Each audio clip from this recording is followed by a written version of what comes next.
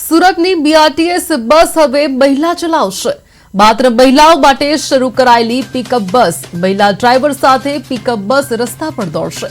સમગ્ર ગુજરાતમાં સુરતની પ્રથમ બીઆરટીએસ બસ મહિલા ચલાવશે। 20 મહિનાની શોધખોળ બાદ સુરતને મહિલા ડ્રાઈવર મળ્યા છે। આ અંગે મનપાએ 20 મહિના પહેલા કરી હતી જાહેરાત।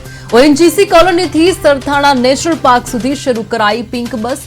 ઇન્દોરથી મહિલા ચાલકને ખાસ બોલાવવામાં આવી છે। ઇન્દોરની નિશા શર્મા ગુજરાતની પહેલી બસ ડ્રાઈવર બની છે।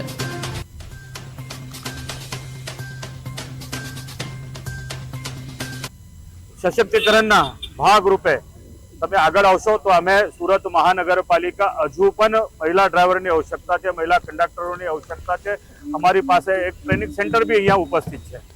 અમે આ મહિલાઓ પ્રત્યે આ મહાનગરપાલિકા આગળ વધવા માટે કામ કરી રહી છે અને સુરતને જે આજે ગૌરવ મળ્યો છે અને ખરેખર તો વિશેષ આ મહિલાઓને મહિલાઓ માટે બી અને આપણા માટે બી બહુ મોટી ગૌરવની વાત છે। સશક્તિકરણના ભાગરૂપે તમે આગળ આવશો તો અમે સુરત મહાનગરપાલિકા હજુ પણ મહિલા ડ્રાઈવરની આવશ્યકતા છે, મહિલા કંડક્ટરોની આવશ્યકતા છે।